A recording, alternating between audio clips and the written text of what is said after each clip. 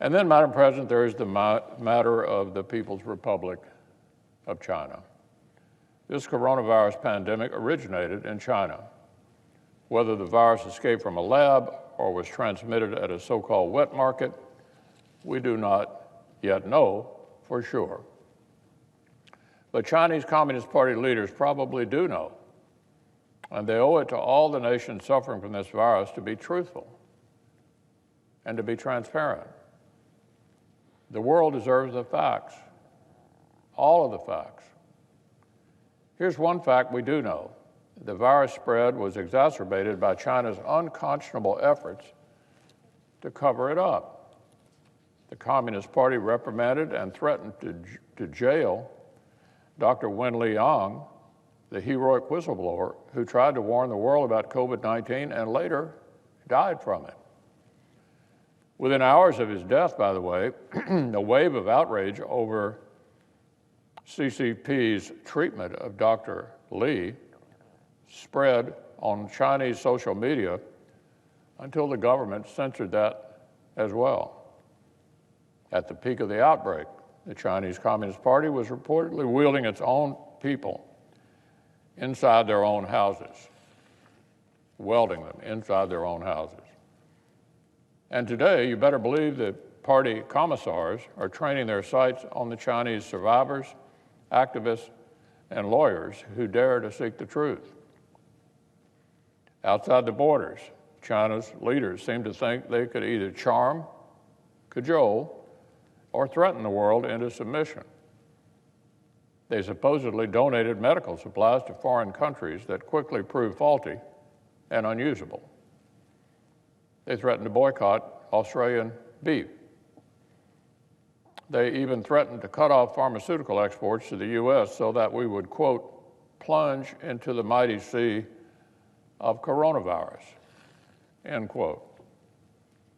It's galling, but not surprising. This is the same authoritarian regime that has brutalized the Uyghur people in modern-day gulags, that has spent years of cheating its way through international commerce and stealing industrial secrets. Now it is exploiting the global pandemic that it helped exacerbate to further its crackdown on Hong Kong. A few weeks ago, the government arrested peaceful democracy activists, including my old friend of almost 3 decades, Martin Lee. I suppose they thought the rest of the world might be too distracted to notice. They were mistaken. Madam President, alongside our friends and partners around the world, the United States is going to be asking tough questions about our relationship with the Chinese Communist Party. I expect the Senate will soon look to pass Senator Rubio's Uyghur Human Rights Policy Act, a bipartisan bill that will bring more attention to the plight of this mistreated minority, and urge the President to use targeted sanctions against those responsible for the repression. And while we and our allies already saw the risk from letting critical supply chains become too dependent on China, the Chinese Communist Party's recent behavior has certainly hammered this home. I'm confident that we here in Washington will be examining these strategic vulnerabilities as well. We'll be looking for the best ways to strengthen our dynamic and innovative private sector, keep America on the cutting edge, and work closely with friends who share our values and interests to build a fairer, more resilient international market. Notice, Madam President, that China is not retrenching or drawing back within its borders. Quite the opposite. So if we want to preserve a world built on our democratic values and principles, if we want to protect American workers, American interests, and American national security, all of these things will take more global leadership and more coordination with our allies, not less. Tomorrow, May the 8th, is the 75th anniversary of VE Day. If we ever needed a reminder that American strength is a force for good in the world, there it is.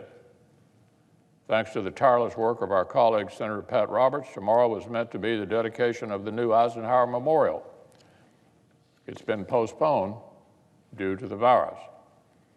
It almost seems fitting that 75 years after World War II, the celebration of President Eisenhower would be delayed by a global crisis that will take American strength and American leadership to resolve. He certainly knew something about that kind of situation. Now, as then, the American people do not want to retreat from the world, and they do not want to see us slide into second place. They want us to be smart and strong and safe, and they want the United States of America to lead.